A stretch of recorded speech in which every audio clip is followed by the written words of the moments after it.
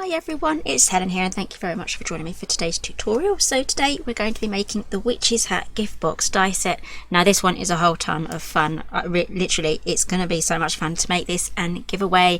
This will make a great centre for the table. If you have one of those table scapes, it's going to look perfect. You can even glue this onto like a hairband even and make yourself a little hair accessory. And it's also a gift box. So let's open this up. Here we go. And you can fit a whole ton of treats in there as well. There's so much fun you can have with this, and you even get the star trellis for this as well. So that is just a very simple hat there. And here we have a lovely hat made by Vicky. She's from the design team. She's done a wonderful job here. She's even added some faux purple leaves on there and some distressed lace. And I think this is like bandage sort of material where it's just been shredded up a little bit. And again, it's a gift box, so cool.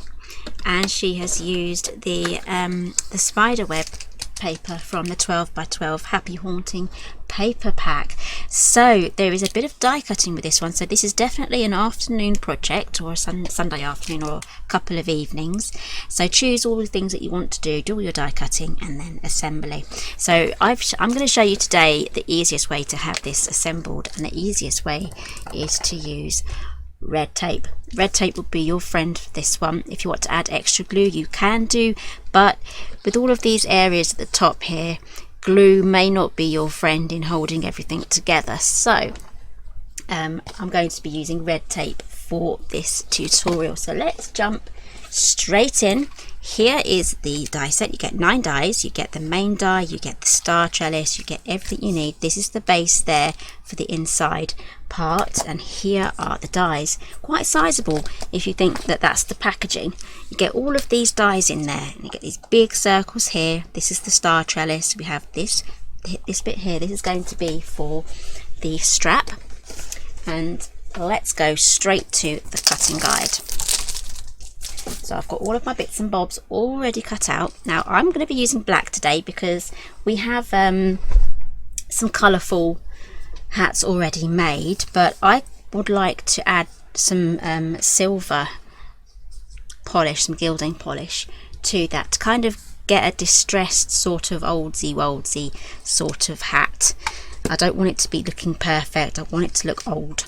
And I'm also going to add a hint of orange, but again I'm going to tone these down with some distressed oxide black soot, just to bring that colour back a little bit instead of being so bright.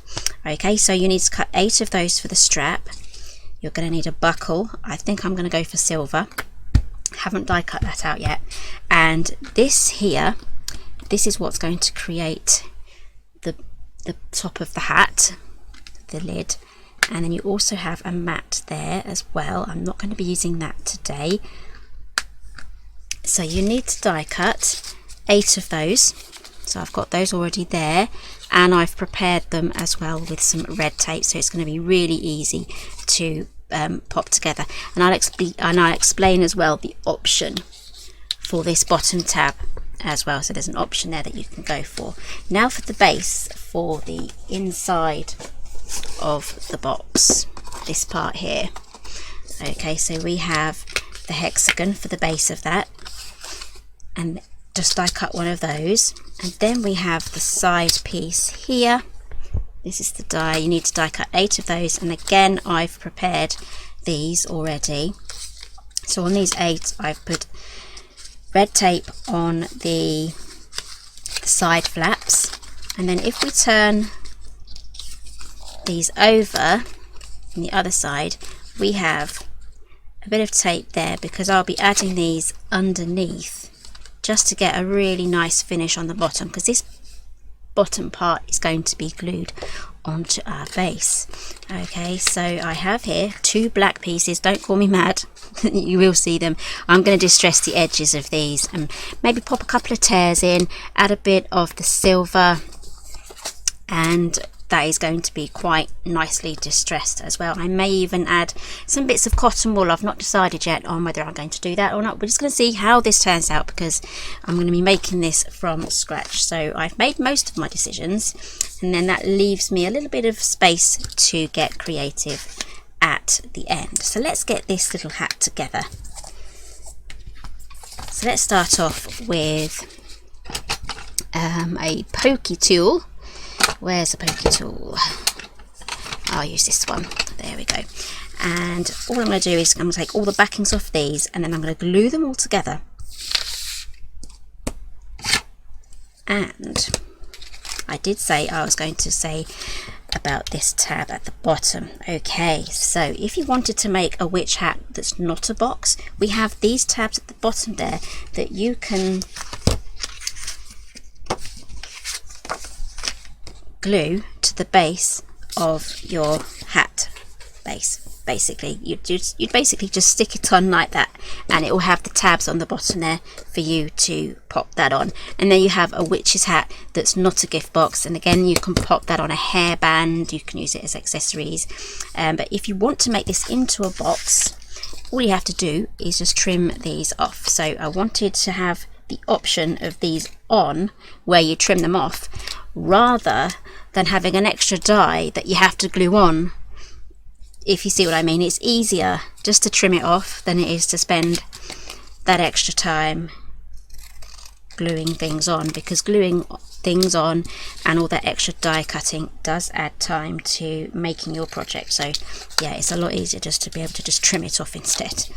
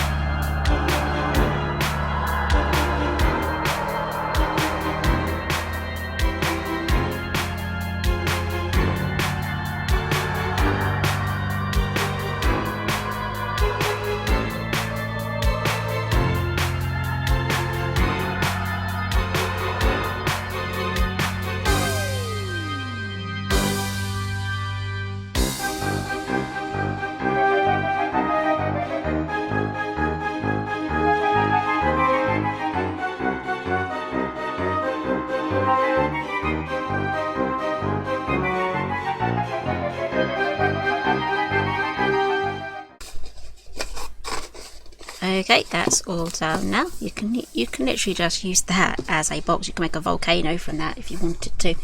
Loads of different options there. Right, let's get this all put together now. But before we do that, I want to do some distressing. So I have a tool here. This is the Tim Holtz distressing edger tool thing. I don't know what the proper name is, but I'm just going to go around here and just distress just the edge here. So you can see it's fluffing it up nicely. You can use the edge of the scissors, but using one of these tools is a much safer way. Well, there's tiny little blades in there, but they're protected. You can't really, you know, get your finger in there or do some damage. So I'm just going to go round on these circles, distressing the edges. Now this one is the inner one, this is the outer one, this is the inner one. Goodness knows how I'm going to be taking all of these to create and craft on the train. So I'm still making all of my samples as I film all of these, so I'm just praying that everything arrives nice and neatly and not bent or squashed. I usually do okay anyway, so I usually do okay. Right, so again, I'm just going to just gently crease this. If you like the clean and simple look, go for something like this. If you like a little bit more of a mixed media look or a little bit more distressing, level it up a bit, you know, absolutely go to town. Now if you want to join my Facebook group Paper Crafting with Helen Griffin, you can do. I'd love to see all of your makes there. I love to see all of your photos, I really do. There's a lovely bunch of people over there as well. Oops, that's super friendly. Right, so I'm going to be moving over to this metallic gilding polish. Never used this before, so you're seeing how I get on with it this time. This looks really quite gooey actually, it's quite wet. So I'm just going to dab this in. Maybe I'll just do a little bit of a test. It's not really soaking up. Oh, there we go. And I believe we just pop this back in the top. Not that you can see what I'm doing. You can just pop this back in the top there once you're done. Okay. Let's see. I just want to just add a little bit of distressing just around there. Some of you will be absolute experts at this sort of thing, but it's been a very long time since I've played with messy things like this, because most of my time is spent on Simply Made crafts, which, all in honesty, I don't really do this sort of thing with it. So it's just every now and then a die set will come along that I would like to experiment with. So maybe I should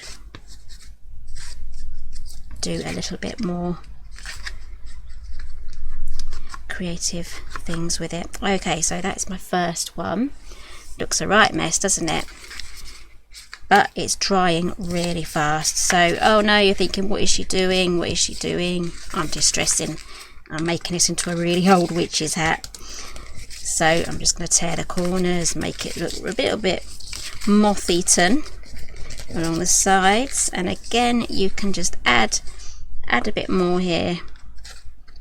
You don't have to use this sponge if you want a different effect. I'm sure there are other things that you can use as well. There we are. Right, so we're going to pop that on there, and I'm just going to add just a little bit of extra silver just on the edge here where I've distressed. I don't really want to go too far in.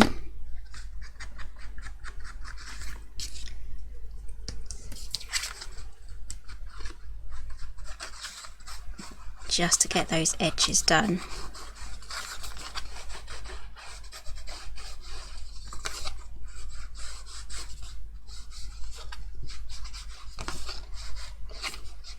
There we go, that's going to create a bit of a base now for our next layer. There we go. Okay, let's get that glued down. Where'd I put my glue? It's behind the witch's hat, I couldn't see it. Okay, let's get this down. I'm not going to glue all of these bits that are lifted up.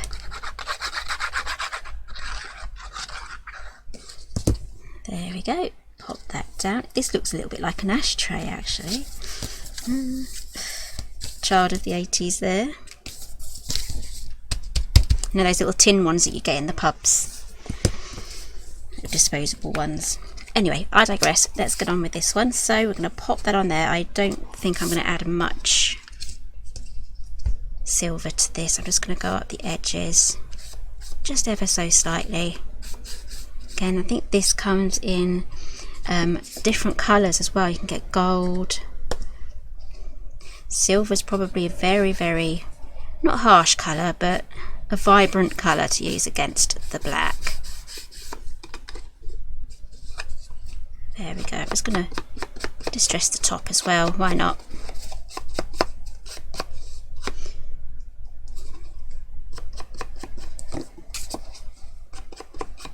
Again, I'm impressed with how fast this does dry. As long as you don't do hugely thick layers on there, thin layers, seem to be drying quite nicely.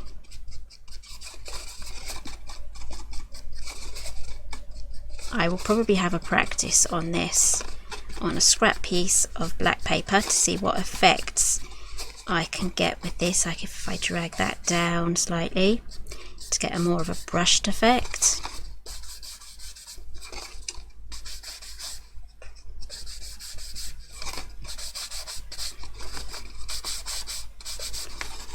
Okay, so now I'm ready to get that one glued down. This is sort of reminding me of my top hat set when I made that steampunk top hat. It's reminding me an awful lot of that die set. Now the top hat die set is still in stock, but the steampunk die set has gone. Okay, I think I can get my hand in there, give that a good press. If your hand is too big, put your ruler in. Okay, this is going to look awesome, I think, with some added cotton wool, I would say. Right, let's pop this over the top. There we go. Right, this is going to need a little bit of a silvering up now, so let's do exactly the same what we've just done.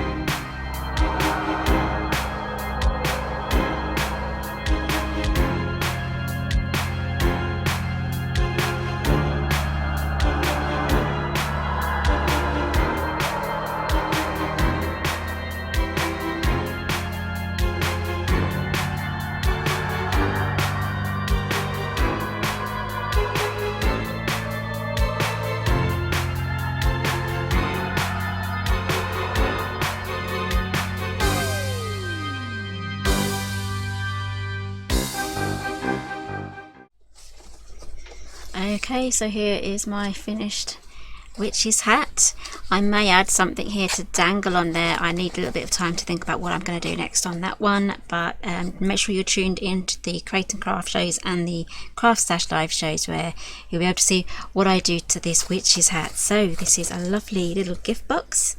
I hope you enjoyed that one. My fingers are a little bit messy, but that's to be expected. So I really enjoyed making that one. I used the Halloween Haunting from the